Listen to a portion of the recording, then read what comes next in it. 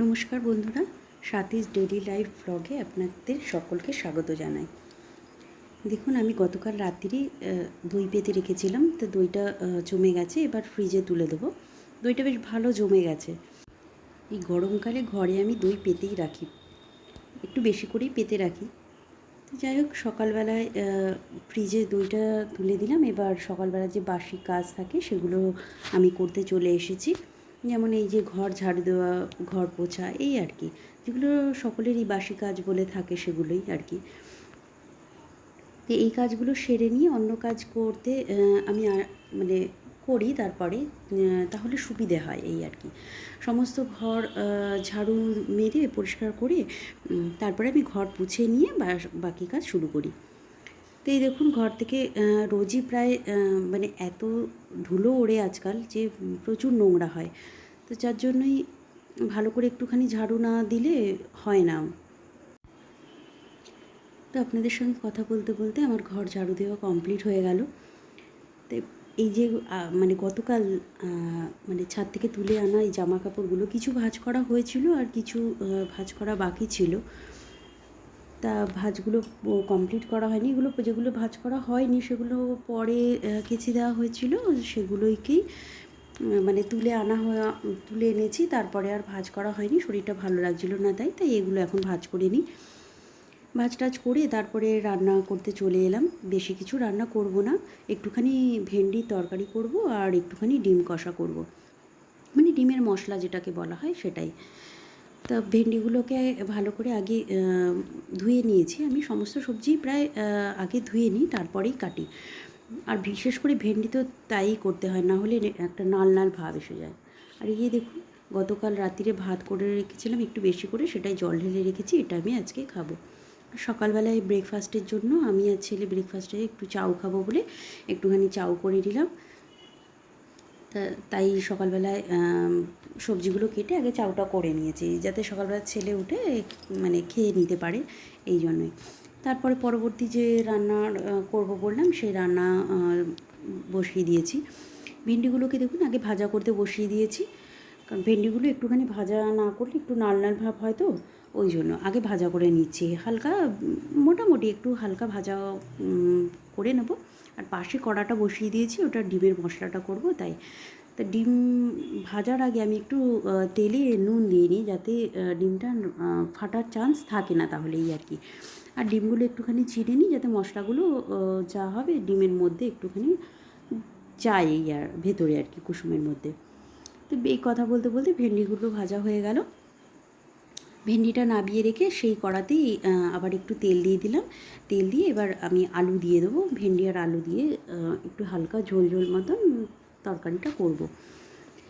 তো এই চপারটায় দেখুন, এই চপারটায় আমি পেঁয়াজ, রসুন, লঙ্কা, টমেটো একসঙ্গে নিয়ে চপ করে নিলাম। ওই ডিমের মশলাটা, যেটা মানে ডিমের কষা মশলা যেটাই বলে থাকি না কেন, সেটা করব। তার জন্য একটু মিহি করে করলে কি হয়, মানে ডিমের যেটা মশলাটা হবে সেটা ঠিক হবে, তাহলে খেতে ভালো লাগে, এই আর কি।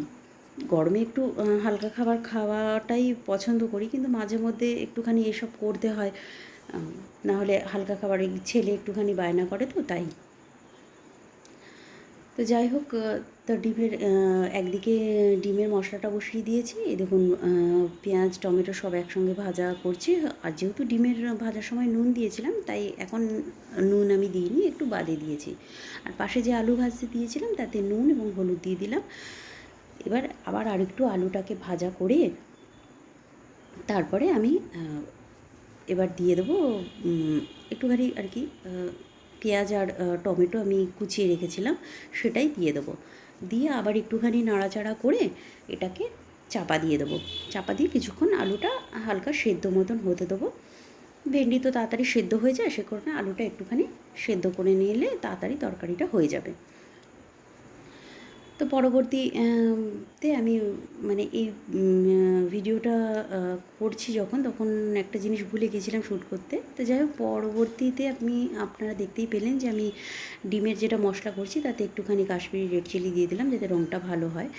আর পাশে যেটা বললাম যে ভুলে গিয়েছিলাম মানে শ্যুট করতে, সেটা হচ্ছে আমি মানে এই যে ভেন্ডির যে তরকারিটা করছি তাতে আমি মাঝখানে একবার ঢাকা খুলে আমি ভেন্ডিটা এবং আদা দিয়ে একটুখানি তরকারিটাকে নাড়াচাড়া করে দিয়েছি, সেটা আমি শ্যুট করতে ভুলে গিয়েছিলাম। তো যাই হোক, আমি ওই জন্য মুখে বলে দিলাম।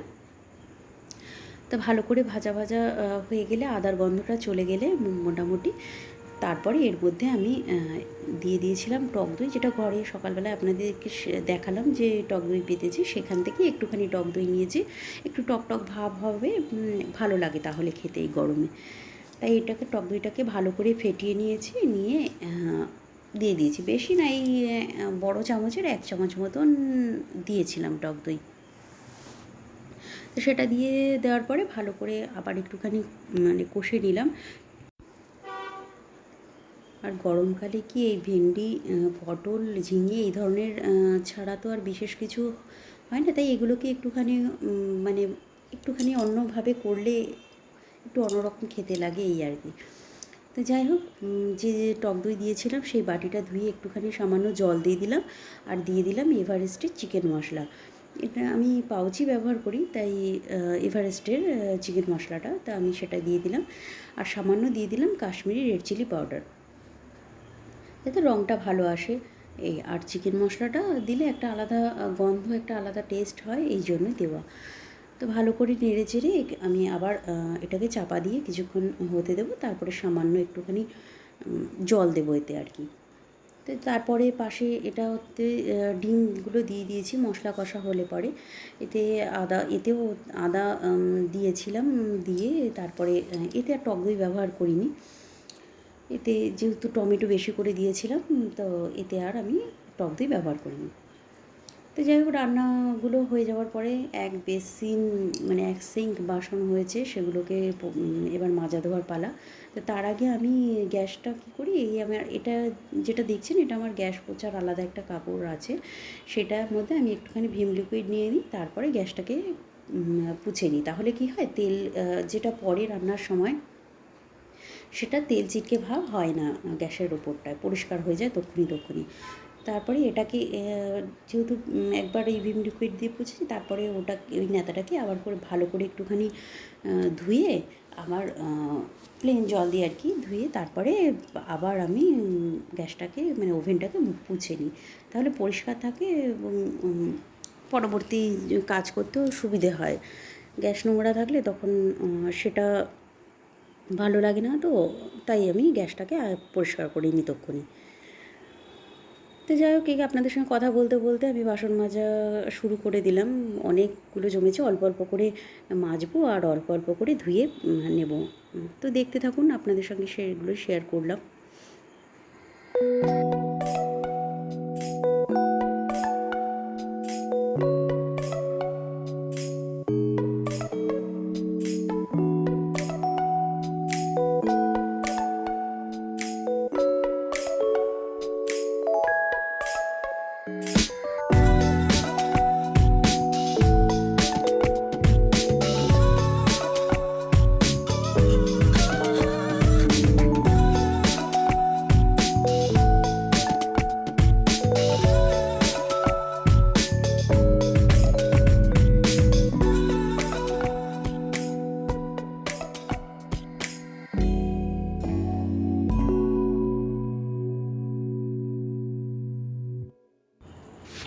তো আমার সমস্ত বাসন ধোয়া কমপ্লিট, এবার আমি চান করে চলে এলাম ঠাকুর ঘরে। তো প্রথমেই আমি মহাদেবের স্নানাভিষেক করে নিচ্ছি। মহাদেবকে আগে স্নান করিয়ে, পাশে নন্দী মহারাজও আছেন, ওনাকেও স্নান করিয়ে নিয়ে আমি প্রথমেই এসে তারপরে সমস্ত আমার যে সিংহাসনে ঠাকুর আছেন তাদেরকে পরিষ্কার টরিষ্কার করে আমি পুজো করা শুরু করি। তো পুজো সমস্ত দেখুন করে এবার আমি ফুল সাজাচ্ছি। এই যে আপনারা দেখতে পাচ্ছেন, এগুলো সমস্তটাই আমাদের বাগানে, মানে আমাদের বাড়ির পেছনে আপনাদেরকে এর আগে বহুবার শেয়ার করেছি, সেই গাছ আছে যেগুলো, সেই গাছে এখন বেশ ভালো ফুল ফুটছে। গরমকাল তো, এখন গরমকালে ফুল ভালোই ফোটে, তো সেগুলোই মানে ফুটেছে, এগুলো দিয়ে আমরা এখন পুজো করি। প্রায় এই বালতিটার হাফ বালতির মতন ফুল হয়। তো আমাদের কেনা ফুল লাগে না বললেই চলে। তো কিছু কেনা ফুল ছিল, সেগুলোও আজকে দিয়ে দেবো, না হলে নষ্ট হয়ে যাচ্ছে। তো রোজ টাটকা ফুল দিয়েই ঠাকুরের পুজো করি, ভালোও লাগে টাটকা ফুল দিয়ে পুজো করতে। তো যা ফুল ফোটে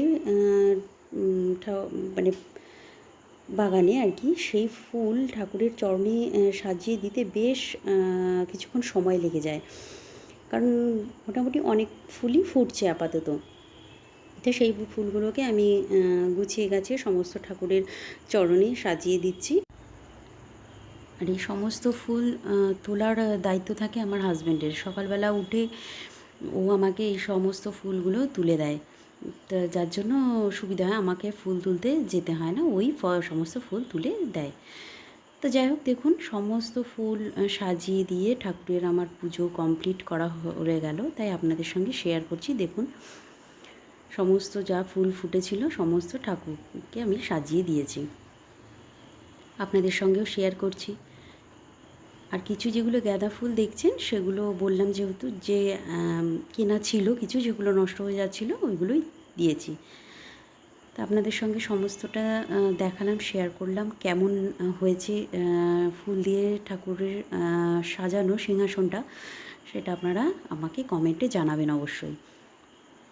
তো চলুন পরবর্তী চলে এলাম এই রাত্রিরে একদম ডিনার বানাতে। তারপরে মাঝখানে আপনাদের সঙ্গে আর কিছু শেয়ার করা হয়নি। তো রাত্রিরের আজকে ডিনারে রয়েছে ভাত আর চিকেন কষা, মানে যেটাকে পাতি বাংলা ভাষায় বলা হয় মাংসের ঝোল। ব্যাস একটু ঝোল করব, আর ভাত করা হয়ে গেছে। তো মাংস কষানো হয়ে গেছে, দিয়ে দিলাম জল। এবার ঢাকা চাপা দিয়ে কিছুক্ষণ হতে দেবো, ব্যাস রাত্রিরের ডিনার কমপ্লিট। তা আজকে ভিডিওটা এই পর্যন্তই আপনাদের সঙ্গে শেয়ার করলাম। একটা ছোট্ট রিকোয়েস্ট রইল আপনাদের কাছে, ভিডিওটাতে একটা লাইক, শেয়ার এবং সাবস্ক্রাইব করবেন। দেখা হবে পরবর্তী আরও একটা অন্য ভিডিওতে। তাহলে আজ এ পর্যন্তই, ধন্যবাদ।